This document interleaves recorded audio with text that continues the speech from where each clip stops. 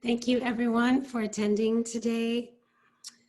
This session is called Planning for Equity, Suggested Approaches to Engagement and Collaboration with our speaker, Dr. Andrea Roberts.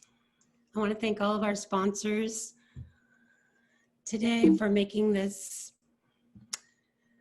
conference possible, and especially I'd like to thank Exclusive Windows and Doors. We've got a little video of theirs to show you. So let me just cue it up.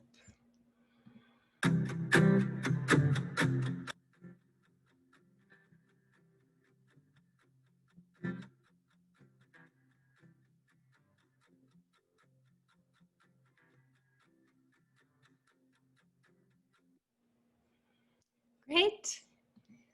Thank you so much, Exclusive. And let me introduce our speaker. Dr. Andrea Roberts is an assistant professor of urban planning and an associate director at the Center for Housing and Urban Development at Texas A&M University.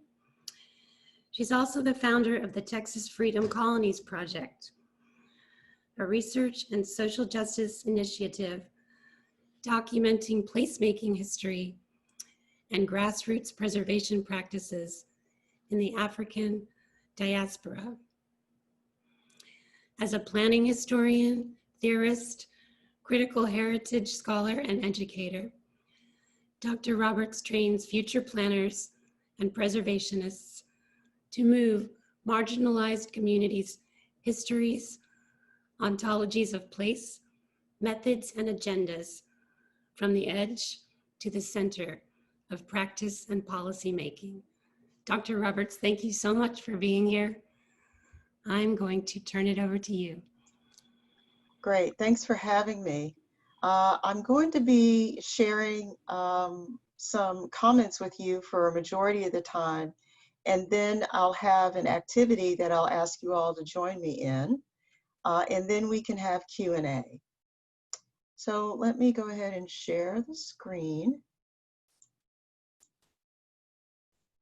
So my talk is planning for equity, but I do want to give you some kind of framework for my thinking about this topic that is related directly to what you all are concerned with as architects and designers. So your framework for design excellence, one of the tenets is designing for equitable communities. And two sort of directives in that framework are identifying stakeholders and working with communities to define shared goals. So as I speak today, I'm going to be asking you to really think about, from the case studies and experiences I offer, look at the ways in which I identified stakeholders and the way stakeholders are defined in working with communities. How were we able to define goals? And I'll be doing this by sharing, again, practice stories, some applied learning examples, and then hopefully sharing some insights from those experiences with you. So in more detail, I am a storyteller, and I'll be starting with my story as it relates to my scholarship and professional life, sharing the practice stories in 3 different projects, and then core insights. And I want you to keep these insights in mind now instead of waiting to the end to learn what they are. Leverage and value local knowledge, center people over structures, center equity over expediency, and identify implicit bias and systemic racism. So stories, origin stories. Most of you who are already familiar with my work may have learned about my work with the Texas Freedom Colonies Project, which I founded in 2014. It's an evolving social justice initiative which celebrates and documents and preserves historic Black settlements, landscapes, heritage, and grassroots preservationists. We have 3 core objectives around our work. We record, analyze placemaking and placekeeping stories and histories related to African American communities in Texas. We built an atlas and database of this Freedom Colony data, this Black settlement data. And we collect the data in partnership and for the greater purpose of developing community and evidence-based resilient strategies. So the idea is we collect the stories, which informs the place data, which helps us map this data, and then that data then informs the way we approach our research. So my story is very much shaped the way I approach my scholarship and my professional life. I'm from, or was born behind the sugar refinery in Sugar Land, Texas, and went to high school in Sugar Land and grew up in Missouri City. And it was always a place in which, right under my feet, and right in plain sight, was evidence of a plantation existence.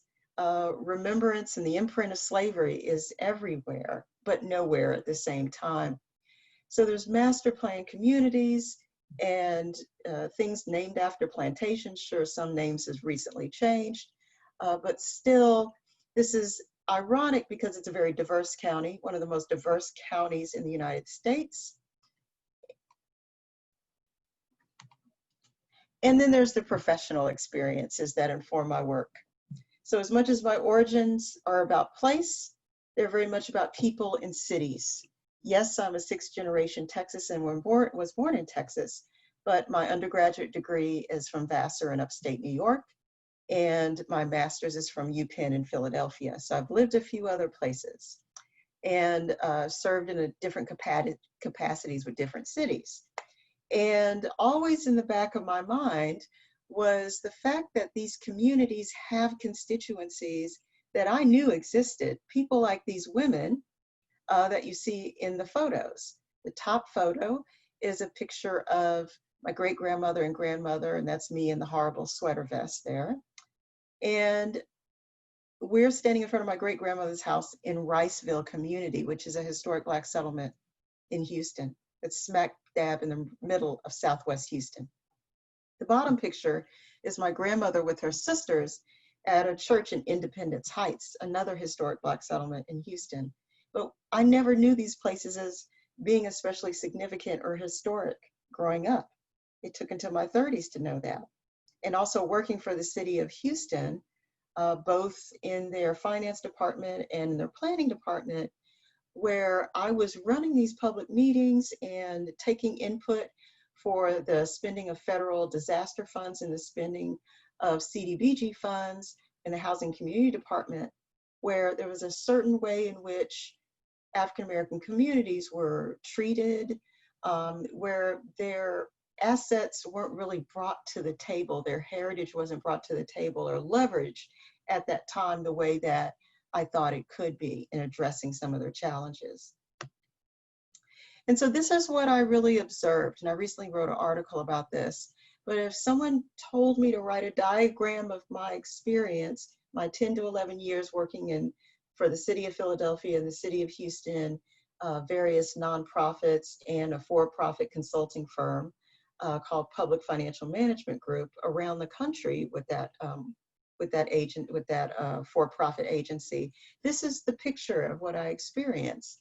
That surrounding Black communities very often are professionals that have an expectation that they can simply engage with one gatekeeper or individuals that they feel comfortable with.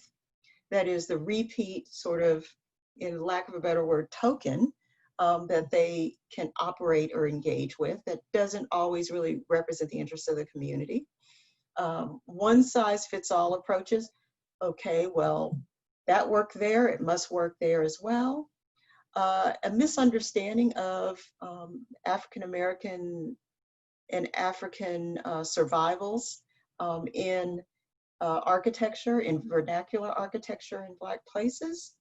The assumption that when we talk about African Americans, we're only talking about inner cities, and that memorialization, projects that are about memorialization are about engaging a past that's over and done with, and we've moved on. And the memorial closes the book on the subject matter of the memorial.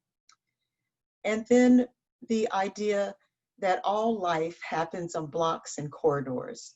Texas is unique in the sense that that assumption is not as alive and well everywhere, that all African Americans live in urban areas and blocks and corridors. But this is still a pervasive idea of the associations people have with Black people and other people of color. So I want to talk to you about some particular professional experiences that I had and educational experiences I had that kind of shaped my approach to doing the work now with Texas Freedom Colonies Project and some of the other work I'm doing right now around structural racism and historic preservation. So I thought I would share this because during my time in Austin, one of the things I learned the most from was serving on the Austin Historic Landmark Commission. I served at least 3 years on the Austin Landmark Commission. Quite an experience. And concurrently, I was a student at University of Texas at Austin in the Community Regional Planning Program. And one of the things that I did with a colleague of mine, Jenny Minner, is to lead Jane Jacobs walks through the city. And these were ways that people could really get acquainted with the historical fabric of areas of the city that they didn't know that well. And we made sure to involve people from those neighborhoods in those walks. And what we found were a number of places that had incredible heritage related to not just African Americans, but urban renewal, and important seminal moments in architecture and in planning history. And we found individuals like this gentleman here, Bertram Allen, who was an incredible tour guide, who runs an archive that's at 12th and Chacon. And when I would sit on this landmark commission, though, I found a gross misunderstanding as to the value of these places or how to classify their values. Some of these places, they had problems with structural integrity, or you had a lot of urban pioneers who were very interested in buying 2 lots and putting them together and putting a larger dwell home on top of them. And so I was inundated during Austin Landmark Commission with people who simply thought they were improving the city by making the highest, best use of communities.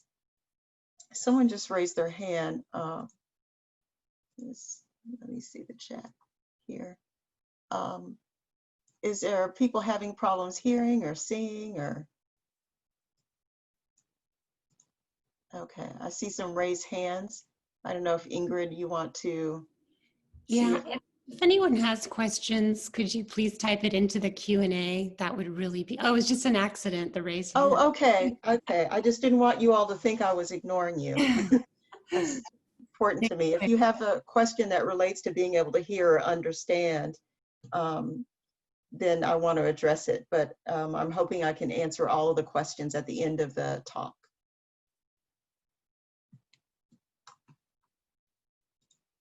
Let's advance the slide here.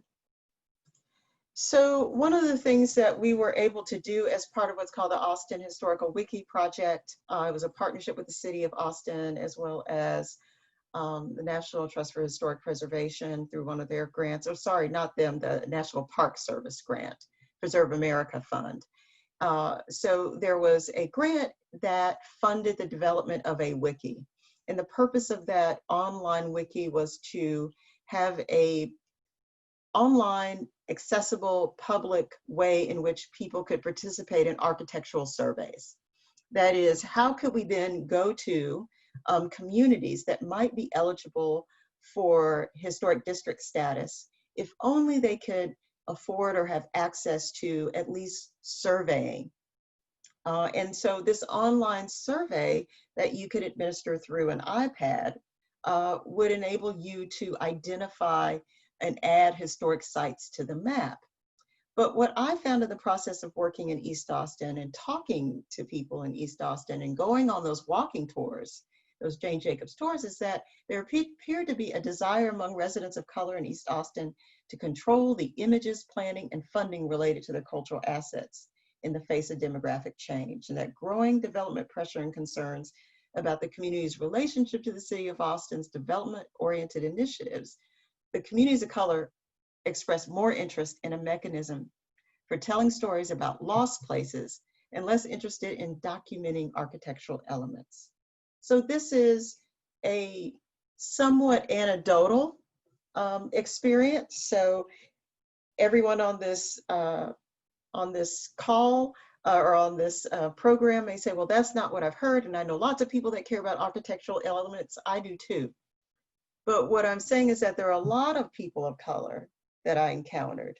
And that's, working with people in East Austin, other parts of the city, South Austin, that said, there's a whole world that was here that we have never been able to grieve. And that there's almost this morbid fixation with what was, but no sense of responsibility or ability to think that they could do anything about it. And they felt very disempowered by this feeling.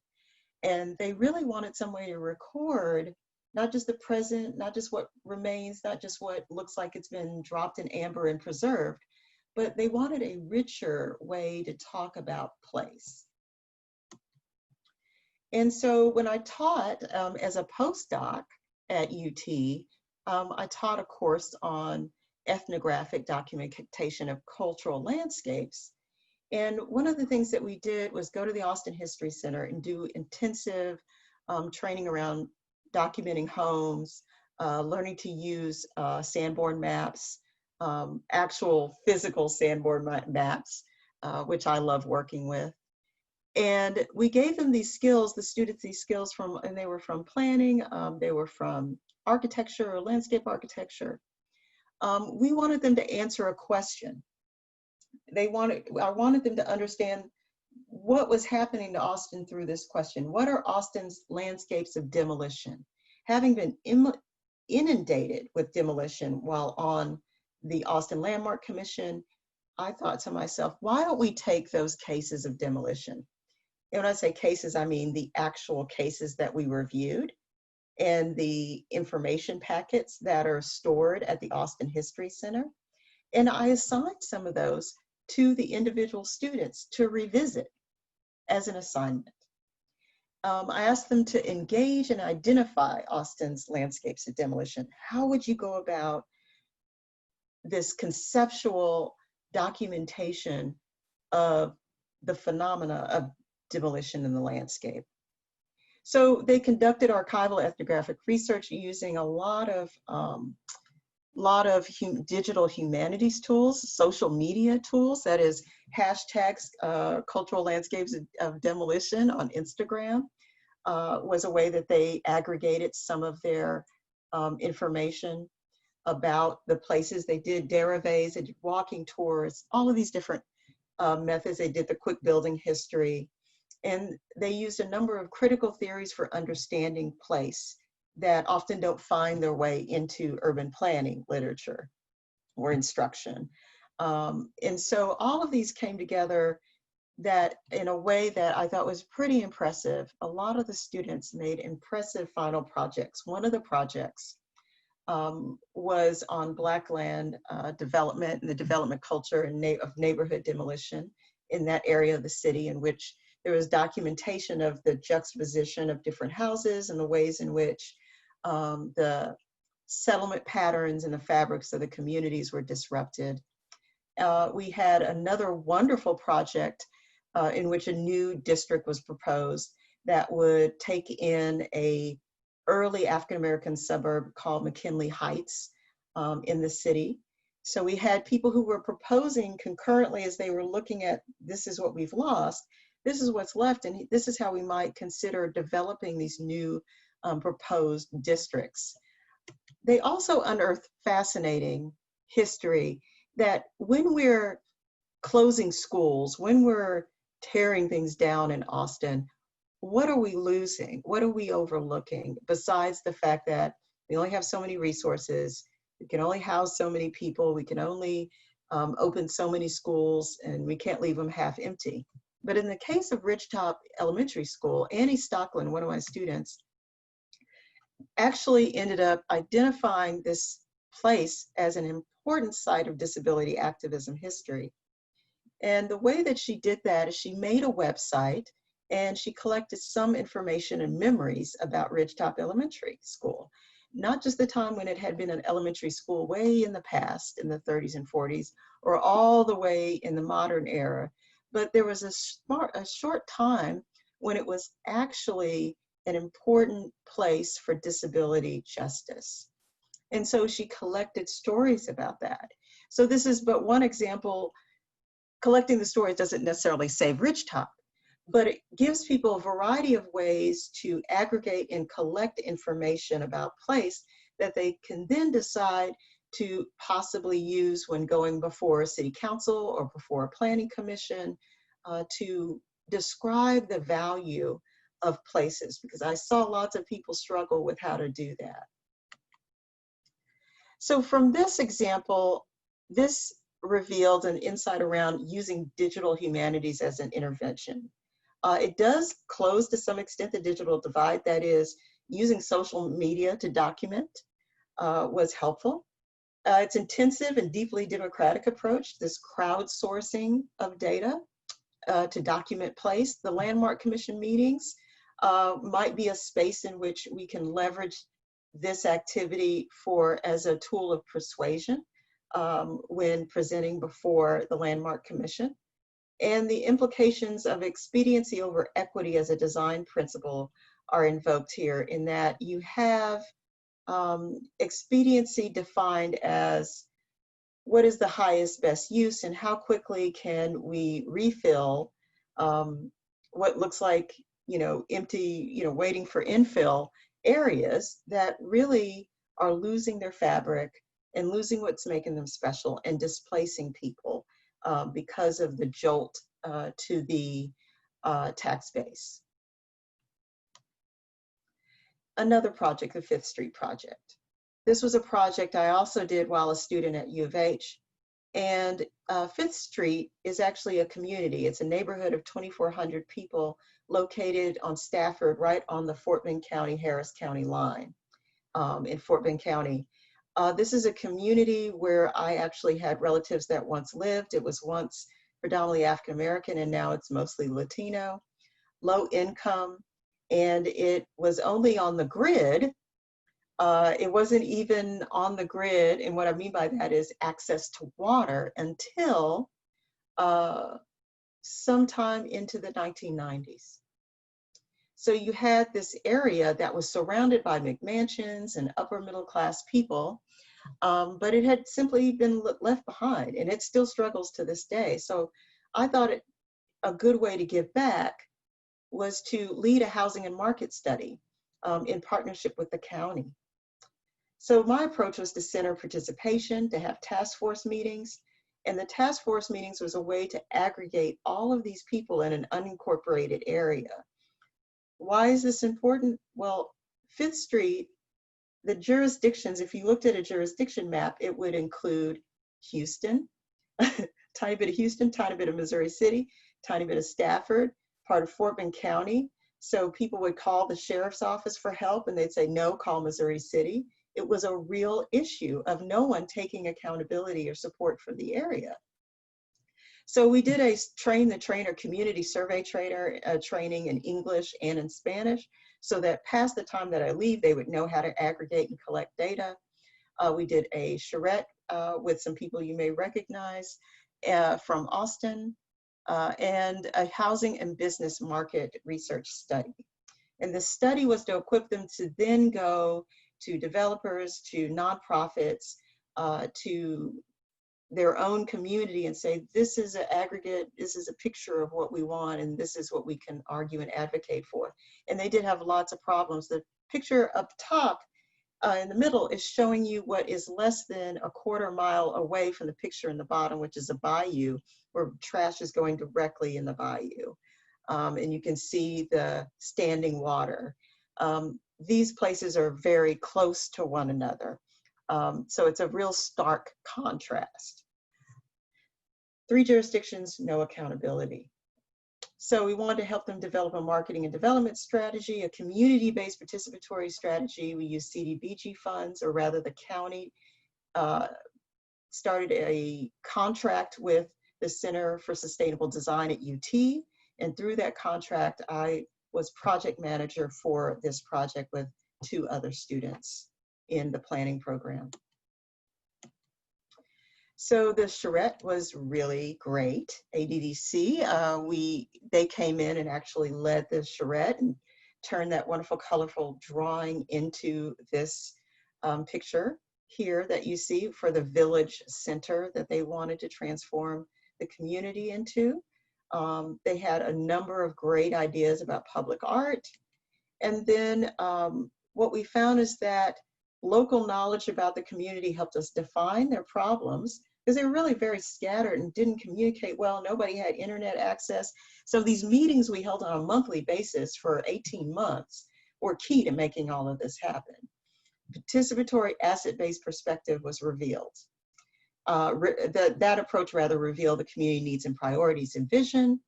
And the presentations that we gave to 2 different audiences, the county commissioners and the developers and the residents, really reveal these fissures and barriers and chronic inequities, to where you had developers who felt very comfortable talking about difficulty in buying property from up under communities because they had problems with the title, and with no consciousness that what they were essentially talking about was land dispossession.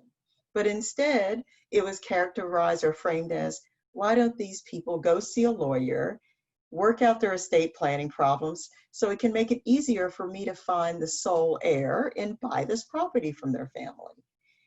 And there was this great, divide of understanding the ramifications of that kind of language. So the result was that there is the beginning of development of middle income development in the community by some of the developers that were in this room at the front, actually. And the political leadership has changed. This Mayor of Stafford, who had been mayor for more than 50 years, who had treated the community the same way for 50 years, who called me and told me, what business do I have doing planning in this area on the phone. He passed away, and so there's an opportunity that there may be a change for the voicelessness of this community depending on the new leadership. And now Freedom Colonies, my most recent work. So what are these places? How do you know you're in a freedom colony? What are they? So there's one definition of them most of you know about, or many of you may have read recent articles that were written in Texas Observer and Austin American Statesman that all point back to the book by Sitton and Conrad, Freedom Colonies, Independent Texans in the Time of Jim Crow. And he rightly characterized these places as unplatted, unincorporated, unified only by church and school and residents' collective belief that a community existed. That one part, collective belief that a community existed, is really the portion of the definition that my work is particularly fixated on. So generally speaking, and I say this because part of the work we're doing is verifying what is general and getting specific. And so we're finding differences here and there. 1865 to 1930, roughly, is the range in which the founding of these particular type of African-American settlements happened. They're urban, they're rural, they're suburban. There's been growth over Texas over time. So while a majority of them were founded or began as rural clusters of landowners who attained land through adverse possession, these were places where African Americans were trying to create safety for themselves, safety and a refuge from racial violence, because the accumulation of land or showing or reflecting assets would often attract a backlash, a violent backlash from whites in town. And registering your ownership of land would signal that other people knew that. If you went to the courthouse and people knew that, you would be run out of town, your land would be stolen from you, So there's all of these horror stories of why we went from in 1870 owning nearly 2% of all farmland in Texas to by 1910 we owned 31%, and now we are back again at nearly 2% of farmland in Texas. Less than that, actually. And there's all types of forces that have made that happen. But what we often have remaining of these places, you know, how much population is left in these places, how many still have schools and churches and cemeteries. These are the questions that we're aiming to answer through our research. So that is what we're doing. And so we do know that there are some 557 names of communities. So if you look in the back of the book, Freedom Colonies, some of those places don't have anything that remains, some do, and then there are names that are not in the back of that book that have been added through my research. So these are places generally founded intentionally. These are not, oh, people couldn't live anywhere else, so we pushed them there. It is intentionally created places and communities. To give you a broader understanding or situate this in how we think about African-American placemaking and placemaking movements, the creation of places in the Americas and the United States go back to Fort Mose, Florida in 1738, Seneca Village in 1825. You may also know that as Central Park. Central Park is covering a Black settlement. New Philadelphia, Illinois, Rosewood, Florida, destroyed by racial violence and fire. Nicodemus, Kansas, Eatonville, Florida, the home of the writer Zora Neale Hurston, and Allensworth, California. These are but a few examples. There are 1,000 of all Black towns throughout the South and actually throughout the United States that we've yet to document and understand the breadth and width of that. But what happened? How is it that we can have more than 550 plus places and then suddenly have no understanding of where they are and what happened to them? Doesn't make logical sense. Until you figure in the Great Migration and people seeking political asylum in northern cities. It wasn't just greater economic opportunity, but if you read the book, The Warmth of Other Suns, by Isabel Wilkerson, you will find great detailed recollections of people fleeing politically motivated violence, people attempting to exercise a right to vote, people aggregating property and trying to organize others in their community around issues, suddenly being run literally out of town, or fleeing for that greater opportunity in other cities. Yet population loss, then you had the intrusion of infrastructure projects that bifurcated all Black communities in cities and also in rural areas. Major highways and FM roads have bifurcated and disrupted settlement patterns and sense of community and boundaries. And these places have also fallen off a lot of orientation maps. Building integrity and demolition by neglect ensues because you have fewer people living there full time. You have changes in the tax base, which often make it cost prohibitive to try and retain the property because they can't continue to pay the taxes.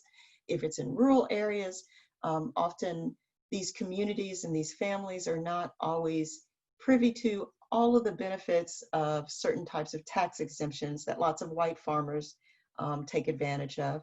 And the USDA is still trying to make up for the years of discrimination that actually led to the destruction of crops and of farms of African Americans.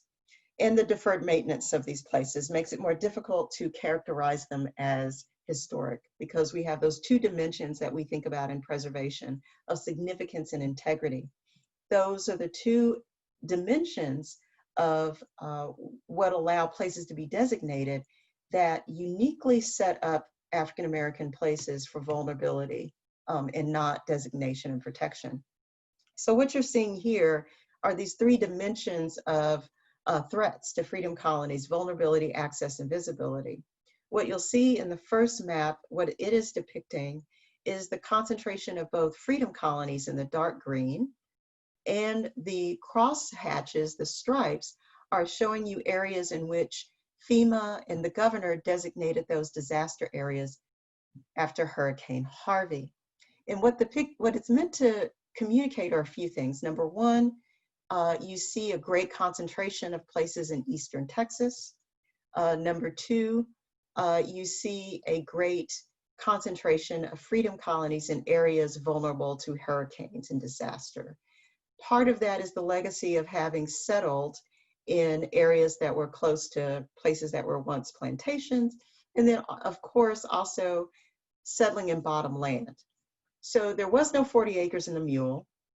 There was no ability of African Americans to take advantage of the Texas Homestead Act that whites could until the late 1868, 1869 at best. So the idea that African Americans could freely settle and make the most of land and report it to the courthouse and be in the same shape of whites is a misnomer. And so the legacy of that is that you have places where infrastructure never reached the community. So we have Sand Branch near Dallas on the picture on the top, no running water for decades. Tamina, same situation in the woodlands. Independence Heights, bifurcated by freeways. Demolitions by district in this picture are sort of showing you the continued threat to the settlement pattern. The problem of visibility of settlements in Austin is a huge problem because the assumption is if you want to understand Black Austin, you go to East Austin. Well, that was true for a time, but there are Black settlements all throughout Austin and all throughout Travis County. So if you continually repeat the idea that the visibility in the places where African American history exists is in East Austin, you kind of reinforce the invisibility of the rest of the African American footprint and entitlement to the rest of the city. So these are the different interesting ways that vulnerability, access, and visibility are issues. So what does that really mean? We have lack of visibility, low population in some areas, declining built environments, professionals not trained to recognize that these are communities. They're hard to get to, and they're difficult to target resources to because there's no central place for information about them and their needs. And there's vulnerability around where they're located, where they were founded, and that evidence of place is often in ephemeral, intangible things like oral tradition and story.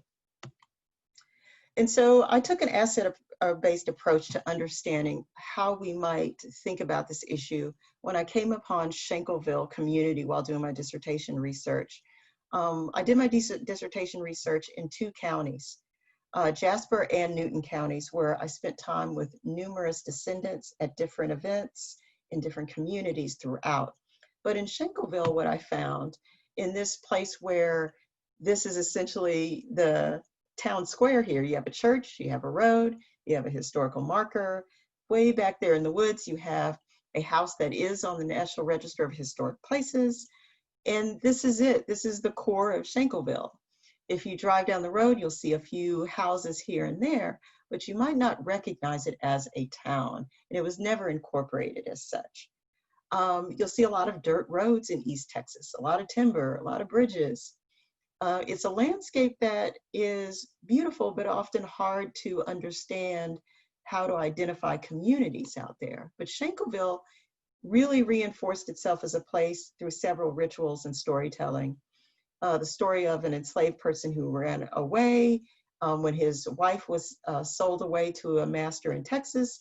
He swam 4 great rivers to reach her again and ended up at this spring that you see in the picture before you, where Winnie Schenkel hid food. She was working in the plantation kitchen as a slave, and she was able to hide food there for him. He hid out there. He was then later discovered and purchased. And after emancipation, this is where the Schenkels, Winnie and Jim Schenkel, then founded Schenkelville Community. So this is a lovely love story, but it's also a powerful story of perseverance and placemaking. And it is a story that sustains attachments to place to this day, traveling between Dallas and Orange and Houston and Beaumont back to this place that's way in the East Texas woods, 15 miles from the Louisiana border. you see this table here. These are all leaders. Every one of these individuals you see are leaders of freedom colonies, and they all go to each other's annual events. And so I documented a lot of their annual homecoming celebrations, their reunions, because this is where they raised money. This is where they planned preservation activities. And you had people come from as far away as Australia, from New York, who were descendants of Jim and Winnie Schenkel. And they had all types of scholarship competitions and ways of bringing young people back, because the real barrier is it's nice to come and hang out and have a celebration, but what does it do and how does it keep people coming back to keep the community and its assets alive? And they had great ways of doing that. And they also invested their time and energy in homestead rehabilitation. So here's what I found. I found that their foundational stories hold their foundational stories, that is the story I told you of Jim and Winnie Schenkel and the many variations of it. They hold memories and values. These memories and values foster place attachment through these celebrations, and that encourages participation in planning and preservation and community building, and that catalyzes real planning outcomes: reinvestment, recognition, protection, and cultural sustainability. But the key is to recognize the initial element here of story as an essential aspect of the planning and preservation process. Because planners and planning educators often ask, okay, that's really nice, everybody's got a story. Which stories merit consideration? What's legitimate, what's not? These are big questions, and where does it fit into anybody's planning or architecture process? And so I began to look at every type of storytelling or oral traditions: songs, poetry, oral history, storytelling, testimony, eyewitness accounts, all different modes, and found that these types of stories were what I wanted to hear about. The practice stories, that is, how are you organizing and planning and preserving? What are the catalyst moments, and what are the catalysts for action? Where's the proof of resilience in the community? What are their theories of change that are explained through story? How is local knowledge accessed and mobilized? And how are they facilitating collaboration and using these foundational stories?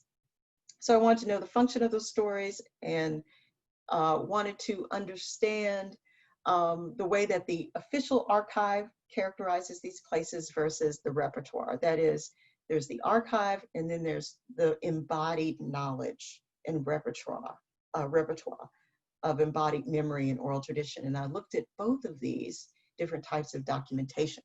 What you see in the picture at the bottom is the Texas Historical Commission's library, where I spent a whole lot of time reading architectural surveys and reading tons and tons of the original applications for historical markers, where I found incredible information about what was considered legitimate and not legitimate. In my approach, again, ethnography and archival research. So I asked simple questions every time I did interacted with folks. Wanted to know about them, their status, the name of the settlement they were from, where they live now, settlement's origin story, or an anchor institution's origin story, most important buildings, the settlement connections and networks, and events and traditions. There were many more questions, but these are the core questions, and their preservation activities and settlement challenges.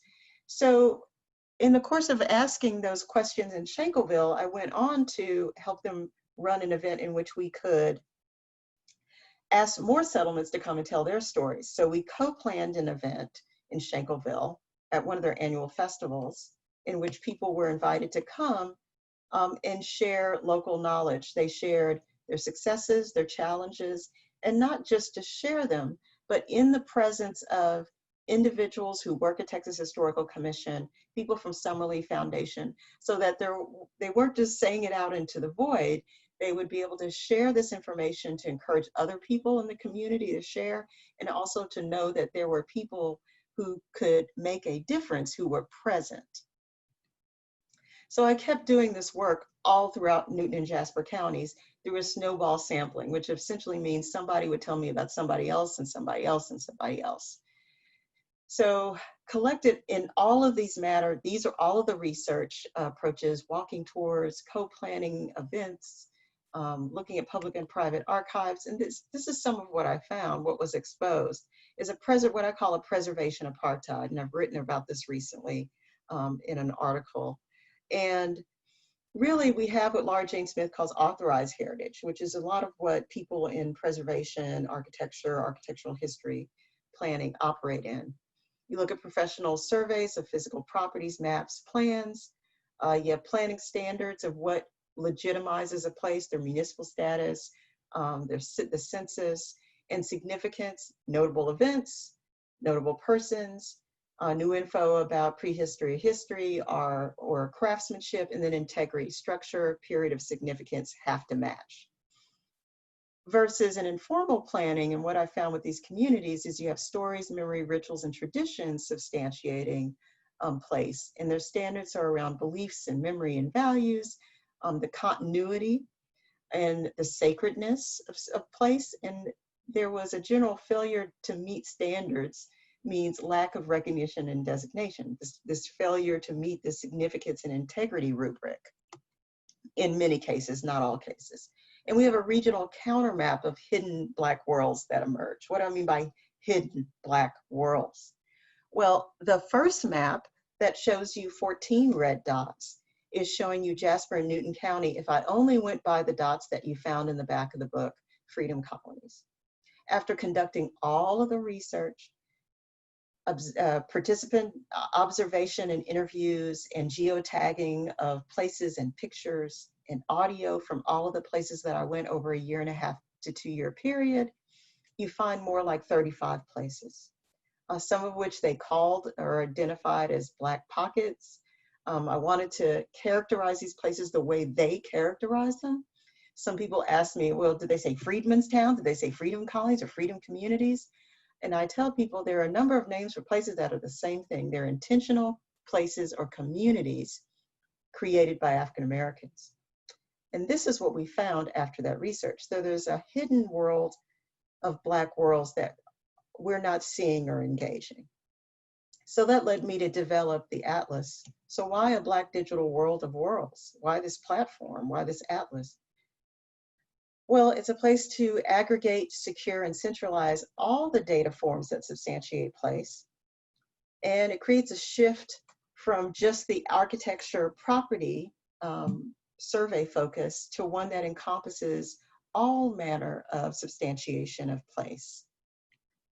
This is, now to be sure, this is not an uncommon characteristics for people who work in architectural history or history. But when we're trying to, as I am, bridge the planning world and the built environment world with these communities and trying to bridge this difference in language, this is a key shift that has to happen. Addresses the visibility of freedom colonies, just to at least see them, and ways to spatialize what seem like just intangible ideas and vulnerabilities, and increase descendants and researchers' access to data. So how do we expand the regional counter map that I've created here of a hidden Black world, a Black world of worlds? Well, then we have to think about how we leverage and organize all of this information. It's temporally layered, it's very polyvalent ways of knowing, and it is a real exercise in spatial justice and equity. And it will take a lot of trusting and listening.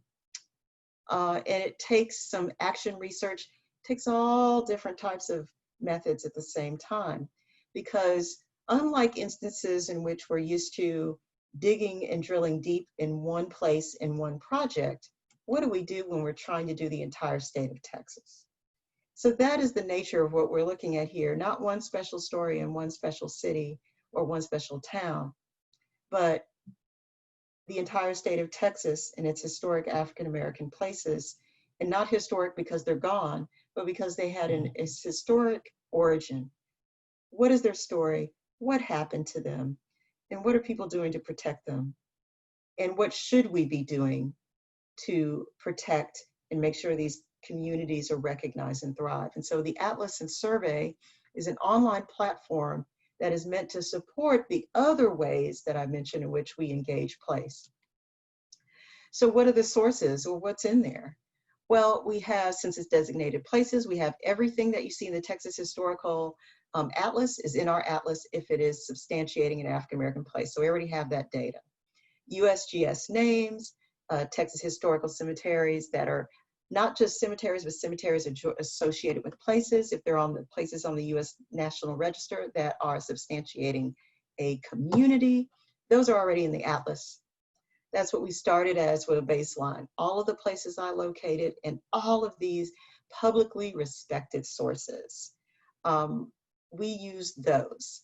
So when you see blue dots on the map, that's what you're seeing. The red dots are crowdsourced, and we use an Esri story map, Google 123 survey, to collect the same data, the same questions that I've been asking since conducting the dissertation. So we've got 357 blue dots. We have a number of red dots and orange dots, and we're finding new ones every month. Some months we find one new one, some three. But we've had a lot of people use this atlas for their desktop reviews before starting projects. So it's been used in a lot of different ways so far. As you can see, each dot has a drop box. So the dot is not just this is where the place may be, it's a place in which we're attempting to aggregate all of this data about every place. So as you can see, this is going to take a while and a lot of volunteers. So when you enter the atlas, this is the first page. You see that helps you navigate where you can explore the map, where you can input your story as a descendant, where you can take a longer detailed story, where you can get instruction of how to use the mapping tool, and then a broader overview of the entire project and its purpose. So here's a snapshot of the map in the blue dots, and you can search by county name or the name of the Freedom Colony. You can add to the map, you can add existing buildings and structures, so that is a new feature to the map, or crowdsource points. So when you complete the survey, you're also invited to upload data. So these are examples of some of the material, pictures and maps that have been uploaded as JPEG and document files from individuals who've crowdsourced their information. These are long stories, and people say, I don't know much about this place. And then before you know it, they've given you these long stories. And I'm not going to read this to you, except it should illuminate that people have a wealth of data. They have the founding date of when land was attained, the names of families in the community that can be used to tie back to look at land ownership in the county courthouse to figure out where people were and where they once owned land and where they settled. Names of churches, when they still meet. So it's a wealth of information. So all of that data goes into the mapping tool. That's a picture of the survey there. And so you have data. That is, you have the crowdsourced data, you have all that data from those public sources that we're all familiar with. Keep in mind, all of these sources are not complete. So just because it's in the Texas Historical Atlas, the atlas doesn't have all of the information about Black settlements. So that's why we need to look through all of these publicly available sources. We have the survey where people can upload data and place a direct set location. They can put a dot on the map, and that yields their dot on the atlas. So the atlas helps us monitor public input from the community. That is, we're getting emails from people who say, well, I have information about this place, and did you know, by the way, that there's this new project there from TxDOT, or this event happening, or this development? So it's really helping us keep an ear to the ground. One of the things we're hoping to do in the future is design tours and mobile applications based on the atlas. We're developing more and more partnership with communities and local organizations to lead more surveying. And we're holding workshops on the atlas, more so online, but usually every month we go out to different communities throughout the state and do demonstrations and speaking. And we have an Adopt a County program that we're beginning soon, which will have individuals work in teams, county by county, to take the places that we've yet to locate and locate them, being coached all the way by people from Texas State Historical Commission and members of our research team. Insights.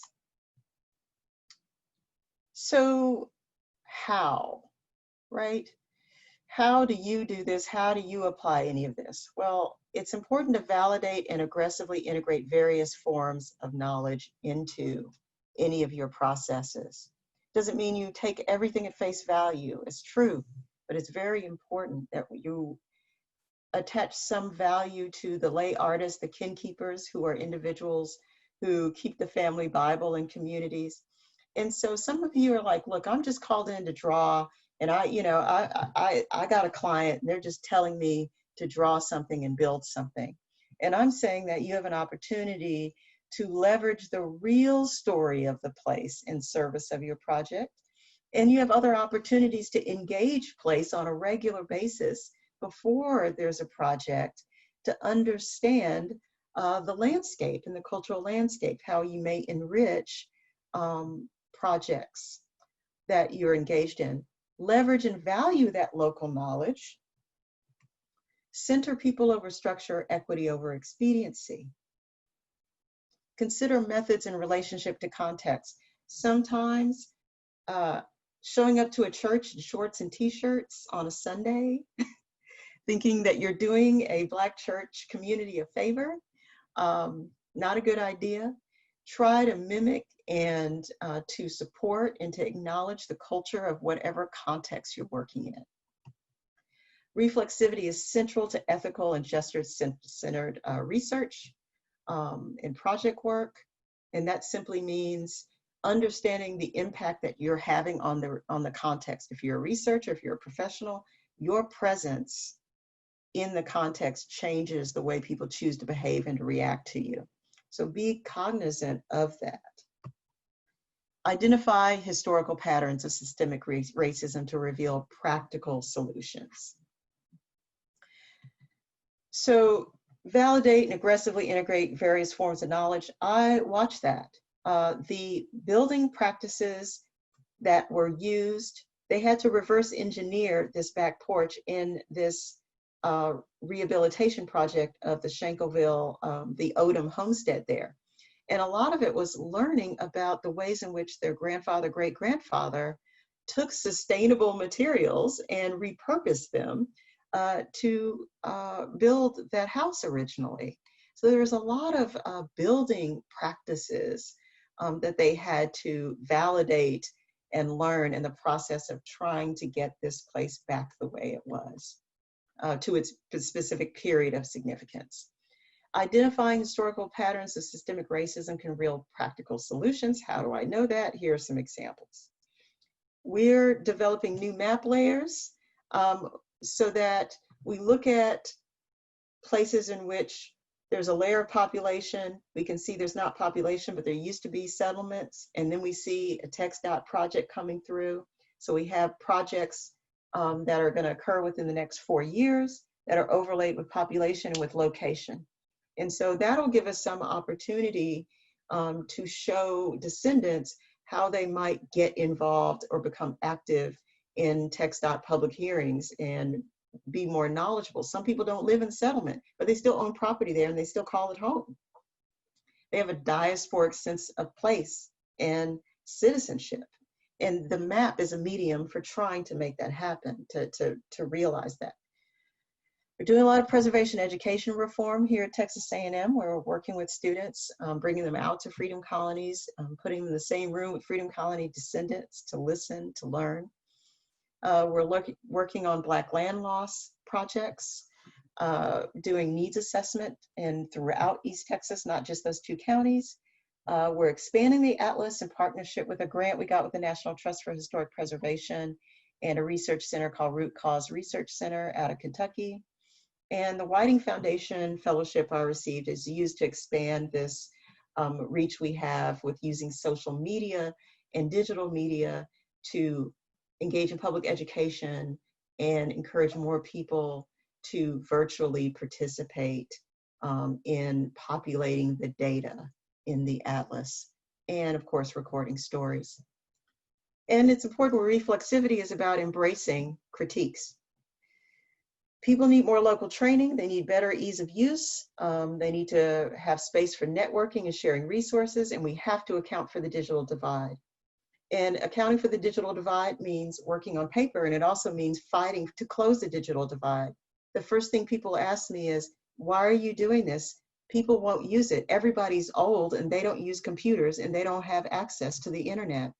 Well, there's people in their 60s and 70s using the internet all day, and they live in major cities and they use the internet just fine. And they're adding to the atlas, and they are descendants of the places, of people from these places. Then you have this woman here who's in her 80s, who's still curious, who still wants to know, what's this atlas thing about? So rather than just say the digital is the solution or the digital is useless in this context, we're learning more and more about the variety of ways that we have to engage with using the atlas. And you need cultural humility, not competency, because you can't be competent in a person. It's really simplistic to say, I know Black people, I'm competent in knowing what they're about. But you can have humility. We can all have cultural humility. Recognize the settlement patterns, engage in co-planning when possible, act with a service spirit, expect complications, assume competence, hold space for the spirit of dispossession that's lingering anytime any of us who work in the built environment are walking into these communities, the ghosts of the wrongs of the people before us. Understand some of these places are secluded. You have to, be led with a trusted guide in some instances, and that documentation is a process that won't always work based on the way you know to document, and understand you're operating in spaces that have experienced trauma. And so with that, I had a whole other storytelling exercise with us, but I think it better at this point. I'm going to stop sharing, and I want to make room for conversation and questions instead of going to the exercise. So with that, I am open for comments and questions. Thank you.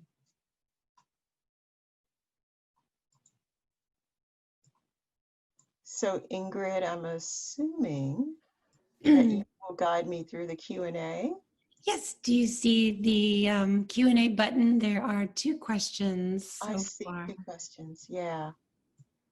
Okay, so the first question I see is, was the Fifth Street community part of an unincorporated area? An issue I see is that areas like this also have no political say or participation in the city, i.e. voting, so they are ignored. That's precisely the issue. And so engaging in that project was sort of seen as a fool's errand, because you are working in a community that is unincorporated. Counties in Texas, everyone knows, don't have any planning power, real planning power or capacity. So it was very, very difficult, because they were really some of the most disenfranchised people in the world. That's why when we did the survey, one of the first things that we did was ask people, what should we ask your neighbors? And the first question, we had a mini survey already put together, and they said, we need you to ask people if they're registered to vote. So the stakeholders of the community were very conscious of the fact that voting was an issue, and that their vote didn't mean much, but they also wanted to know the lay of the land of what the potential was if they decided to organize. So that was the real problem. And we have unincorporated areas throughout the state of Texas, completely disenfranchised from planning processes. And there's much to write about from that experience, good, bad, and ugly, about the challenges of doing work in unincorporated communities. So yes, that's the huge problem, absolutely. Does it mean we should not do planning then? Well, absolutely not. Places like Castro Valley in California are working with PolicyLink and other places to do some really good work around trying to organize and work with unincorporated communities. So there's much that we can work on doing in Texas Next question from, okay, this is great. How much of your work is focused on folk engineering construction methodology? Seems a fascinating subject. So I have an ambivalent feeling toward the word folk anything. And please don't feel uncomfortable. I'm not chastising you for using the word, but I just say that there are vernacular ways of approaching, understanding building methodologies in construction, and that's part of understanding vernacular architecture and placemaking. And so there's some of that that will be in the book. I've written a few articles about particularly that homestead rehabilitation project. I have a published article in Vernacular Architecture Forum that goes through some detail about that rehabilitation project. However, I'm working on a longer book that kind of unpacks a little more of this in more detail. And, you know, people ask me, so what are we supposed to do with all the homesteads? And I was like, well, we don't even know what all the homesteads look like. Well, what's the best practice for understanding, you know, all the homesteads and what they need? Part of the surveying, part of the crowdsourcing and all of these combined ways of learning about these places are first getting to know they exist, and then beginning to work with communities to document and understand these places, these buildings. So yeah, there's a lot to be done to work with understanding how we're going to help people retain ownership of their homesteads. It's key. It's key to intergenerational wealth. It's a real equity issue. Let's see. There are, okay, this is from Tatinia. I hope I'm saying that right. There are many areas such as Freedman's Cemetery in Uptown in Dallas, where the history of thriving Black communities has been erased and rewritten by non-Blacks. Are these types of places included in the studies? That's why I do the studies. Every single one. I want to hear about every single one. I don't care if you call it a freedman's town. I don't care if you call it a Black settlement. I don't know if you call it the Black side of town. All of these communities, especially the ones that have been turned into kind of amusement parks for everyone else, and the heritage is simply marketing, I'm especially interested in us giving descendants the space to document and aggregate the information they have about these places. So yes. Okay, it appears like the methodology you've developed can be utilized by other cultural groups seeking to know what happened to them. Is this a correct and appropriate conclusion?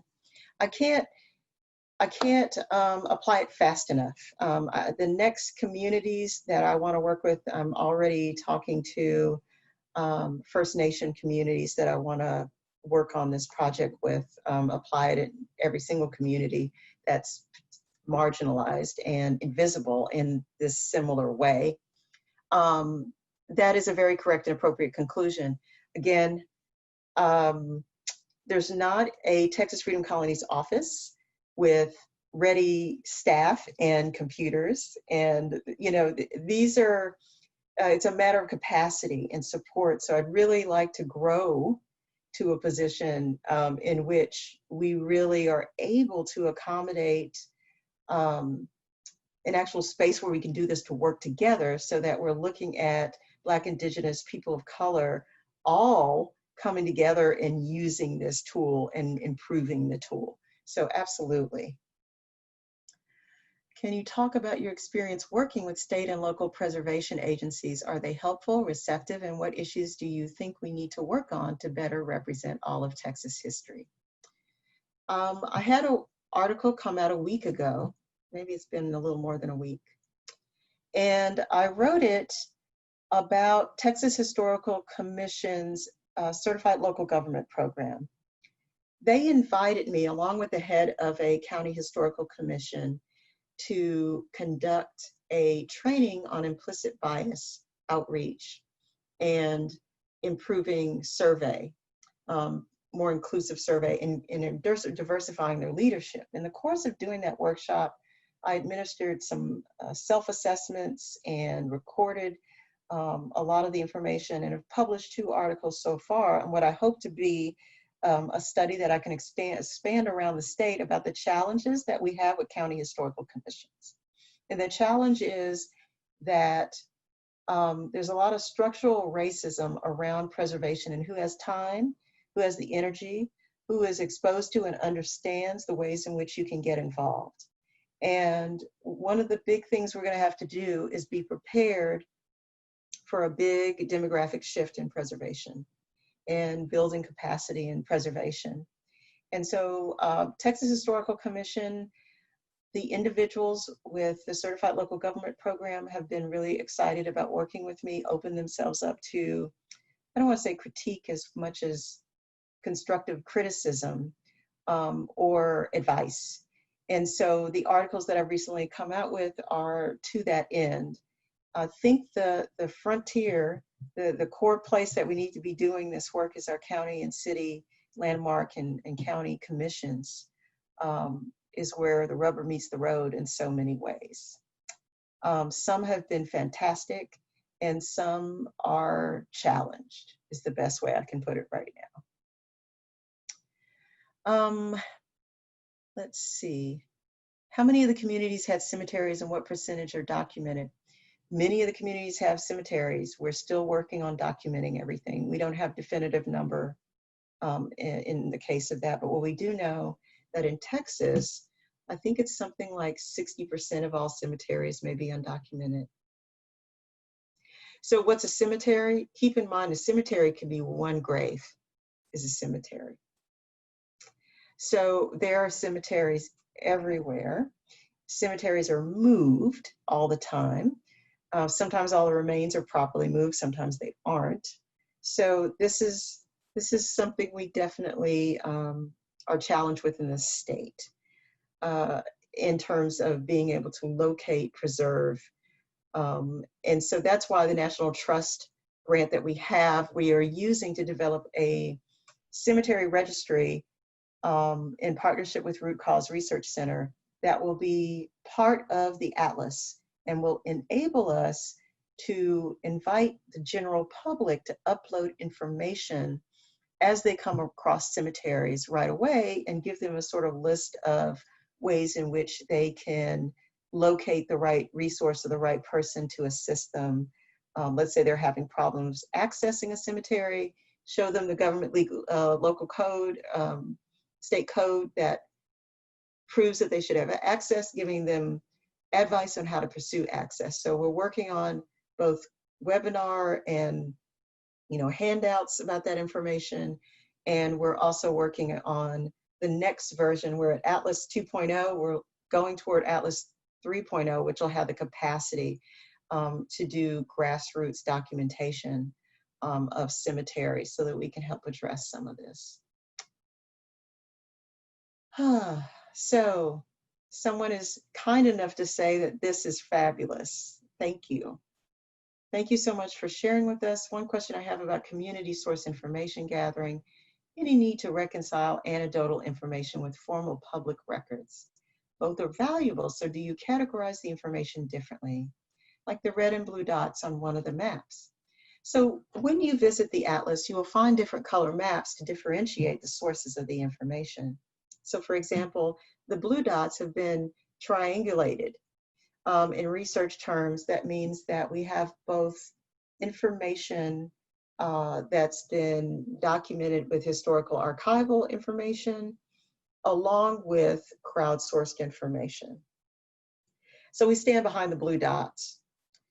The other color dots are either coming from the short survey or the longer survey that we have, or from someone who just placed a dot on the map.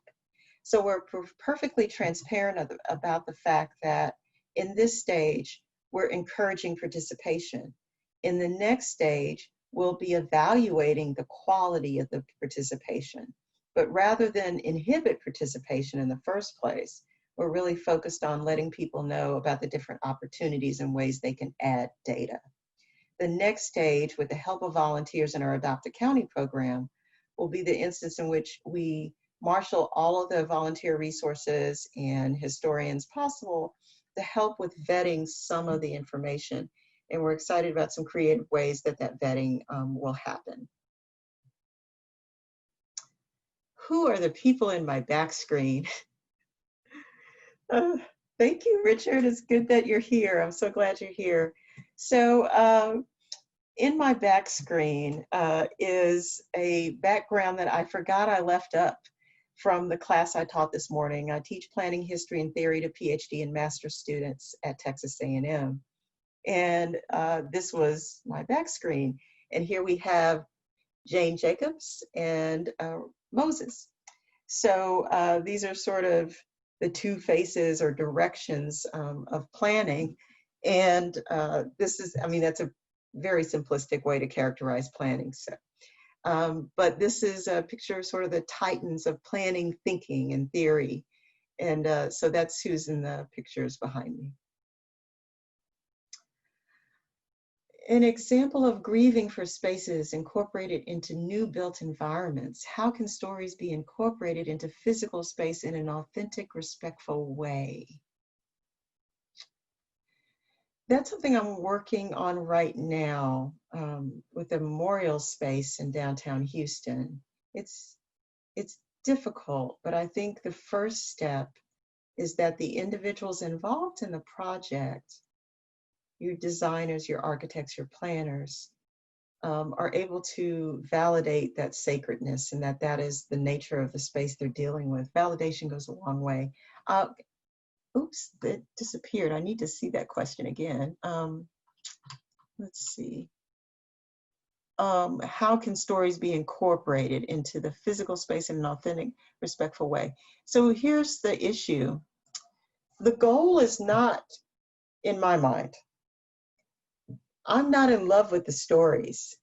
I'm in love with the stories allow and empower people to do. So having incorporated a story into a place is often insufficient and shouldn't be the goal. Incorporating the story into the place is about a way of engaging and involving people into the future of the space. So if we do all of these performative things and symbolic things, such as storytelling or plaques, yet we don't do anything past that wheel that I showed you in the beginning, then we're kind of perpetuating the powerlessness.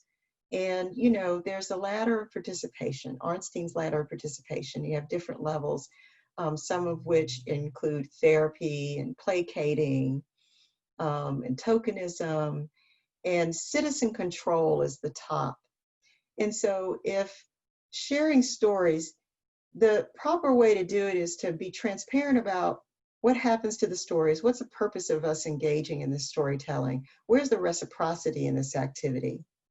You're doing me no favors by listening, just listening to my story.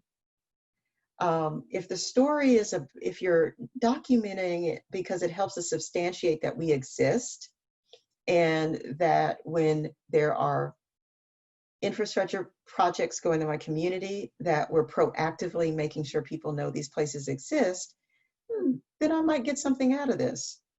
But if it's just, how can we all sit around and engage in a therapeutic exercise around it? Some communities are going to resent that. I'm not saying that that's what you're going to do, but you know, understanding the proper place for the story is really about understanding what the community wants in the first place and how they want that story translated into what purpose and to what end.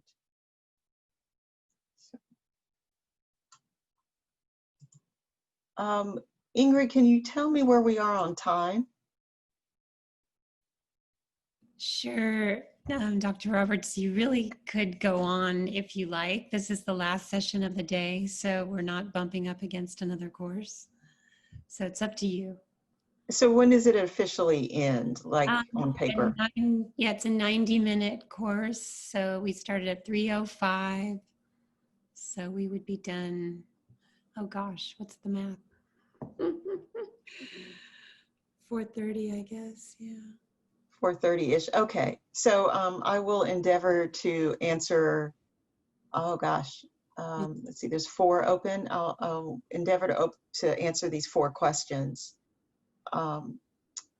Maybe while Highland Mall is being rebuilt, something could be done to tribute to St. John's Institute.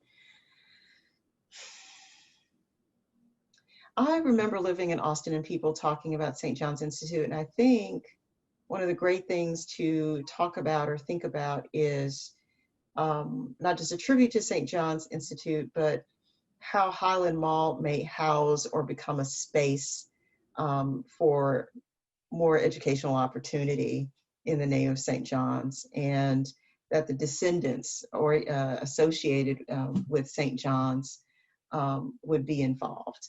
I think that Highland Mall is an optimum space to think about some of that, but I think there's a lot to think about with that whole space. So yes, that's definitely a place and a space to think about it. What about early Texas communities that are now on private land? What is the best way to document for the future? Depends on what you mean by private land. I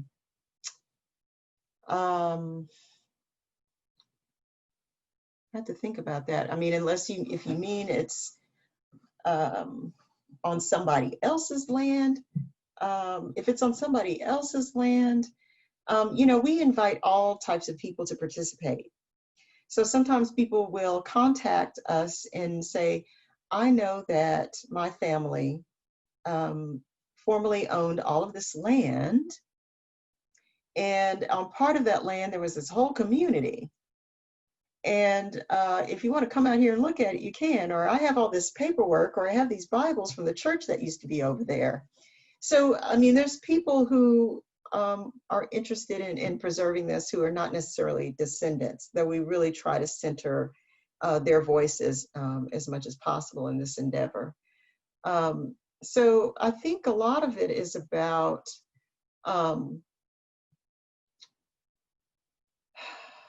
engaging descendants whenever possible.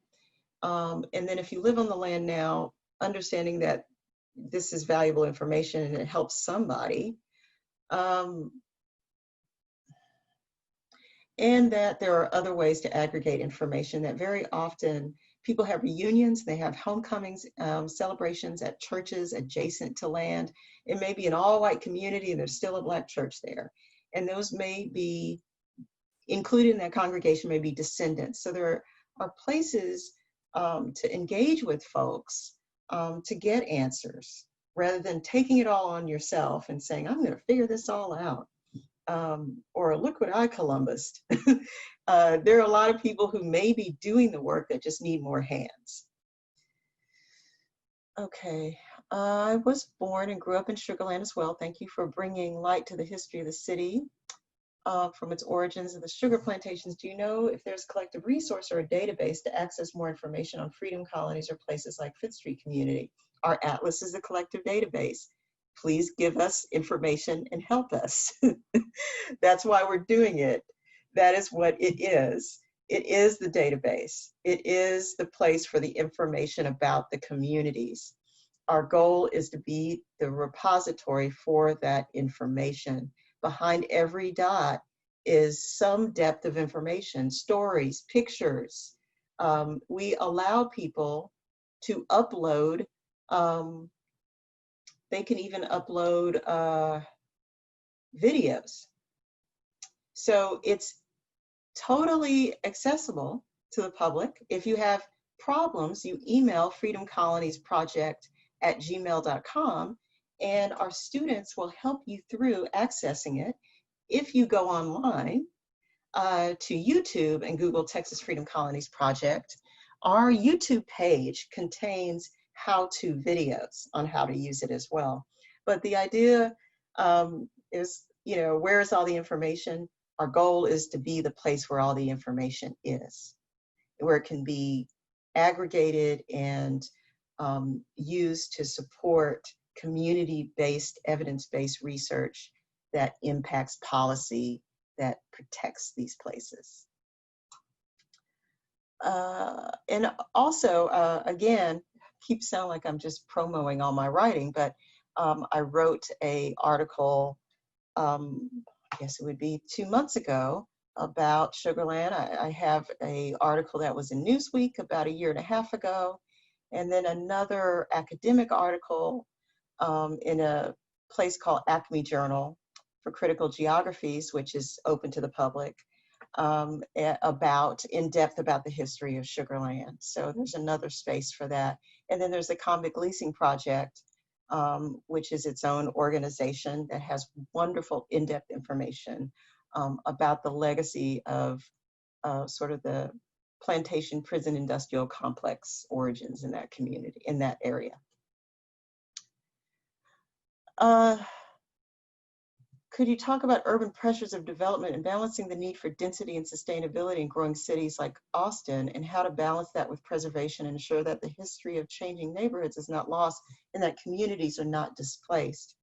I'd start with, so the question, ironically, the answers end up at the last part of the sentence. So if you got the sentence and you flip the order, you would have your answer. So number one is making sure that communities are not displaced.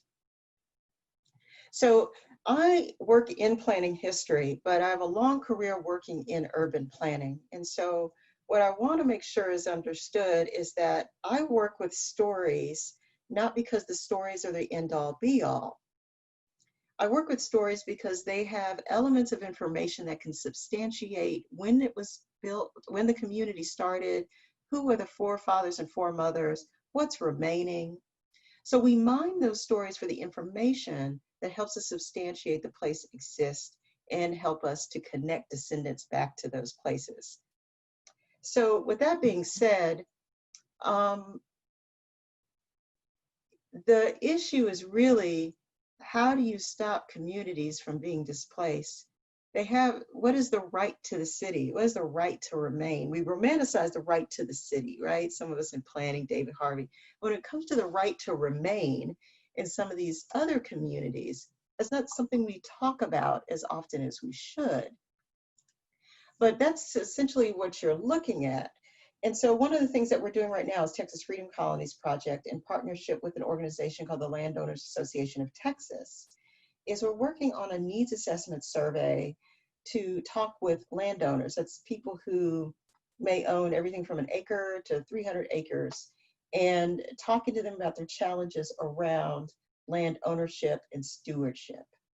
What are the barriers? What are the problems, the difficulties and challenges they have in keeping their property and their land? So that's where we are with that. And then working with them in partnership with Texas A&M Law School to do workshops on what to do about air property, or proactive ways that you can have family conversations so you can own your property. In the process of doing all of that work with families to retain ownership of their property, there's a lot of storytelling. There's family tree mapping to understand who the heirs are and who you need to contact. Storytelling is a tool, not the end all be all. And it's a tool that I see as especially necessary and productive for the reasons that I mentioned before. Let me look back at the question, because I don't want to seem evasive. I don't think I totally answered it. Let's see. Density sustainability in Austin. I think Austin needs to come to a reckoning that the reason that people come to Austin, all of those reasons that draw them there, are in danger of being disappeared by the development culture as it is right now. That's just what is. And I think there needs to be a rethinking of the African American and Latino footprint in Austin.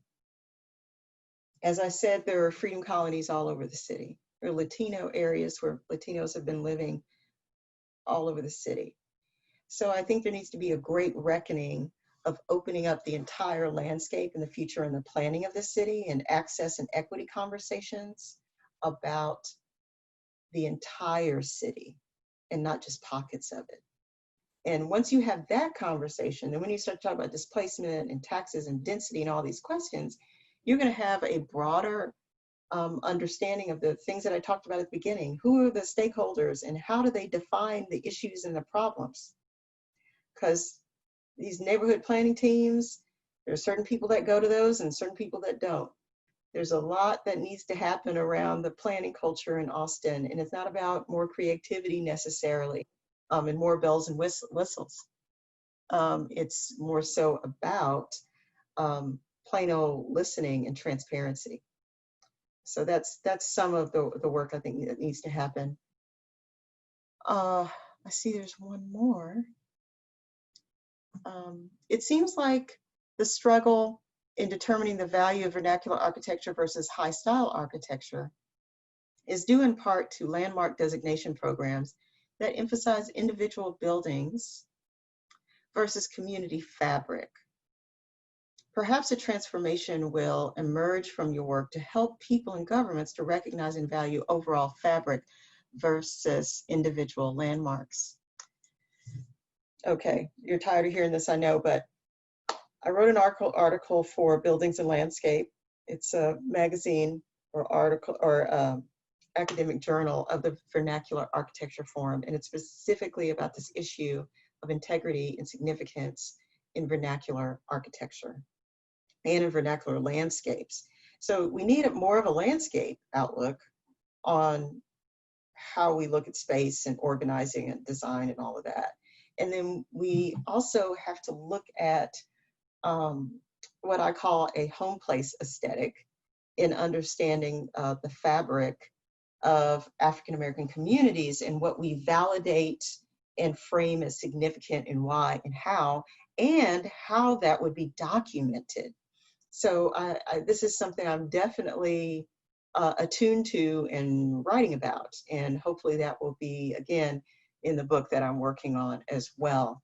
But that is what's behind a lot of the work that I'm doing, is how do we change policy? How do we give real directives and tools on how to act differently?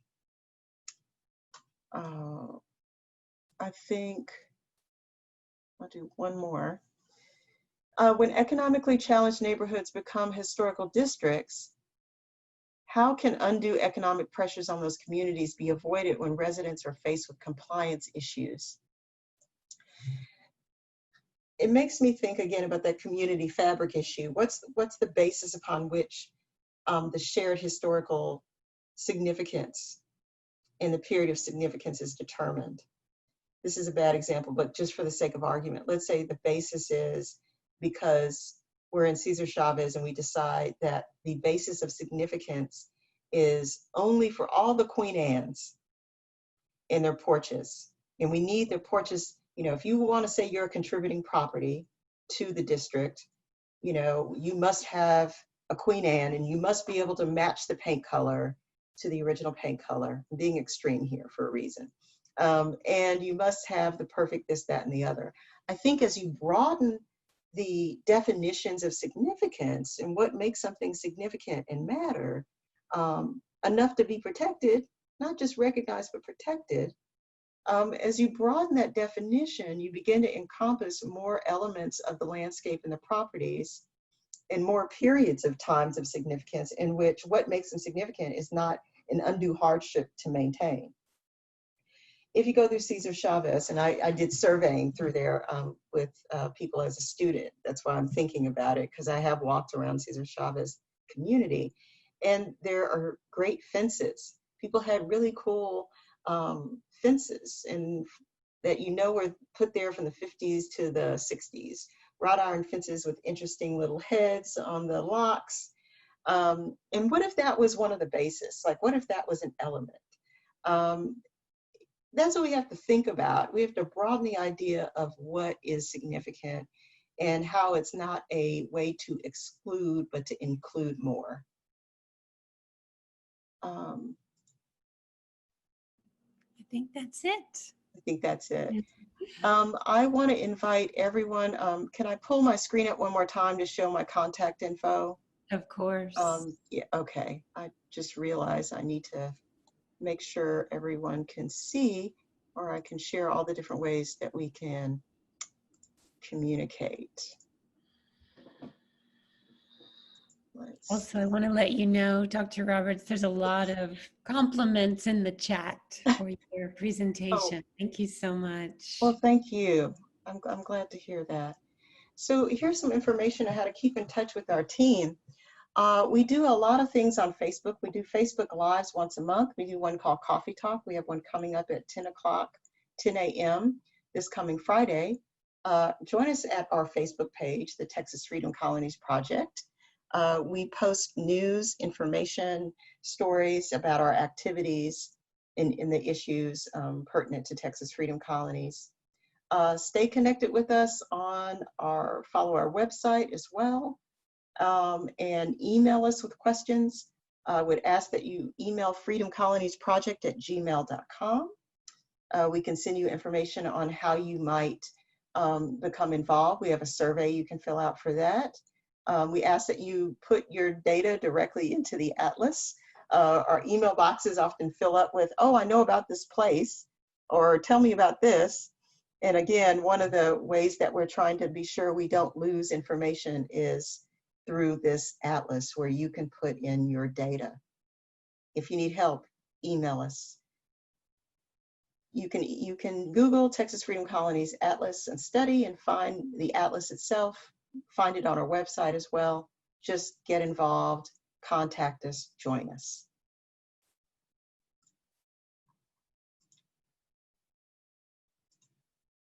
Thank you so much. Thanks to everyone for being here. And thank you so much, Dr. Roberts. That was really inspiring. It's a great closeout to the day. So I hope to see everyone back tomorrow for day 2. Bye-bye, everyone. Bye. Thanks so much.